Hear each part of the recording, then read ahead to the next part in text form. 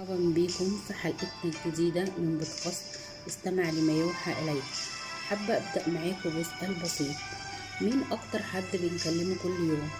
يمكن تقول صاحبك، ماما، زمايلي في الشغل، بس الحقيقة أكتر حد بيكلمك هو صوتك الداخلي، الصوت اللي جوه دماغك اللي ما بيبطلش أسئلة وتفكير، ويمكن بيعمل لك صراعات، اللي ساعات بيشجعك وساعات تانية بيكسر فيك.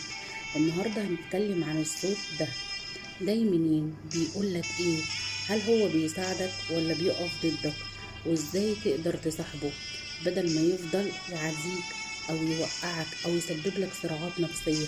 الصوت الداخلي هو المحادثة اللي دايما شغالة جواك، هو تعليقك المستمر على نفسك من جلد ذات واختيارات تصرفاتك. ممكن يكون صوت دعم أو ممكن يكون نقد شرير بيهدم فيك، زي أنا مش كفاية، أكيد أنا هفشل.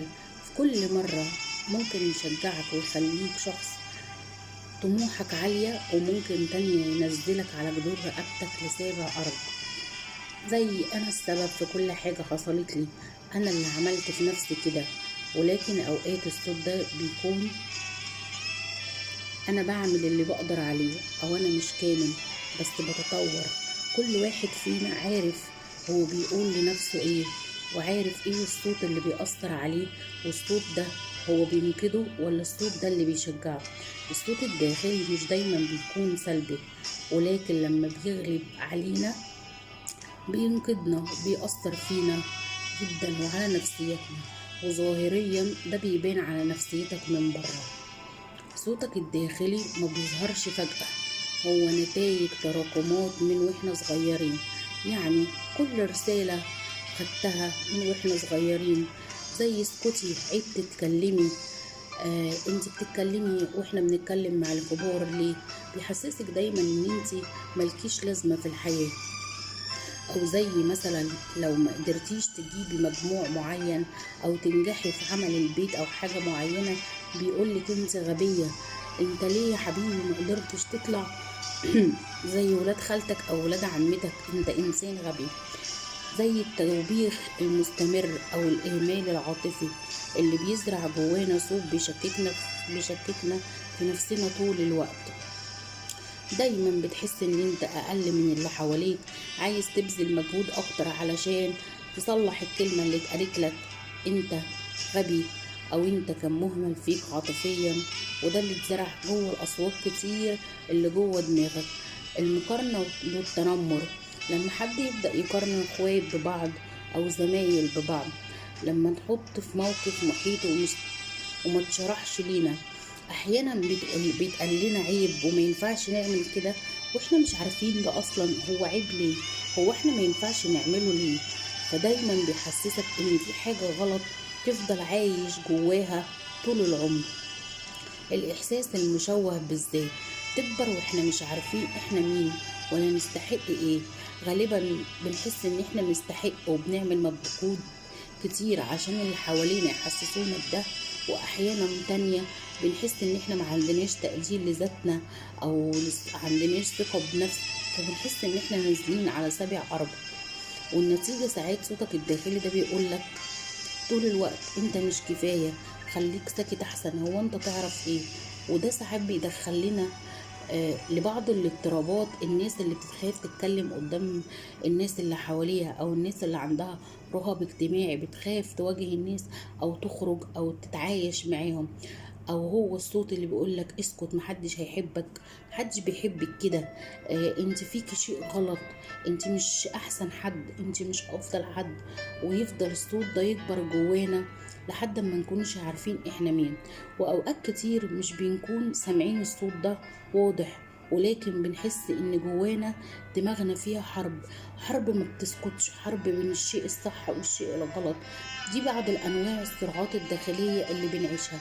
اول صراع عندك: انا الحقيقي ولا انا المزيف، ولا انا لازم اكون مين. انا مش عايز اشتغل الشغلانة دي، بس المجتمع شايف انها الامان، شايف ان هي الصح، شايف ان انا لو اشتغلت في الشغلانة دي هحقق اكتر ما عندي. وغالبا ساعات بنشوف ان الشغل ده هو اللي بيعمل لي قيمة وسط الناس وبيحترمني. مش بحس ان انا الناس تنفع تحترمني علشان خاطر انا بحترم من خلال شغلي ومن خلال المكانة المعينة اللي انا بشتغل بيها. عندك تاني نوع من الصراع، صراع بين الرغبة في الراحة والضغط والإنجاز. أنا محتاجة أرتاح، بس لو ارتحت هتضايق وأوقات هفشل. عشان وصلك رسالة إن أنت عشان تكون كويس لازم تعمل أحسن حاجة عندك، لازم تشتغل، ما ينفعش ترتاح، ما ينفعش أصلا تعيش كده في وسط راحة وهدوء اللي ربنا سبحانه وتعالى أحيانا بينعم عليه بالناس اللي حوالينا. صراع في العلاقات، انا مش مرتاحة مع الشخص ده، بس لو سبته محدش هيبصلي، محدش هيحبني، انا هبقى لوحدي. واحيانا شعور الوحدة بيخليك تتنازل وتقبل على نفسك حاجات انت ما ينفعش كنت تقبلها على نفسك في يوم من الايام. صراع بين الماضي والحاضر، انا هتغير وهبقى الشخص اللي انا عايزة اكونه، بس انا دايما ببوظ كل حاجة. ابوي بابا وماما وصلوني ان انا ما بعرفش اعمل حاجة، ما بقدرش على حاجة، فخايف من التغيير. لازم افضل قاعد جوه الاوضة اللي جوايا اللي محدش شايف فيها حاجة غيري.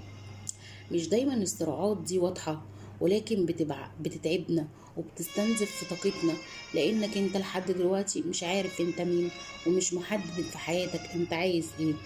الصوت الداخلي لو كان نقده مستمر بيقلل ثقتك في نفسك، بيخليك متردد، متهور، عندك إحساس بالتوتر والقلق، دايما حاسس إنك قليل، بيدخلك علاقات غلط أو بيمنعك تدخل، يخليك تسيب شغلانة بتحبها. علشان مين أنا؟ علشان أنجح إزاي؟ كل ده انت لبسته من وانت صغير، قناعات كتير اتورثتك، خليتك مش عارف انت مين، خليتك انت مش عارف الصوت اللي جواك ده هو صوت فعلا بيحبك وبيشجعك، ولا صوت نقد انت لبسته من الناس اللي حواليك ومن البيئة اللي انت عشت فيها. اوقات كتير الناس بتفشل بسبب ظروفهم، ولكن بسبب صوتهم الداخلي بينتقموا انهم يفشلوا. ساعات بتقعد تنتقم من نفسك وتقنع او تقنع نفسك ان هم الناس شايفينك فاشل، وان انت فاشل ومش قادر تاخد خطوة لقدام.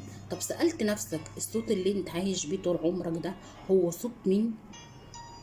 فكرت تقف لحظة تسأل نفسك مين الشخص اللي جواك ده؟ مين اصلا اللي زرع فيك كل ده؟ هو انت الحقيقية ولا انت اللي اتزرع فيك كل العوامل دي؟ خد بالك من الجمل اللي بتقولها لنفسك واكتبها.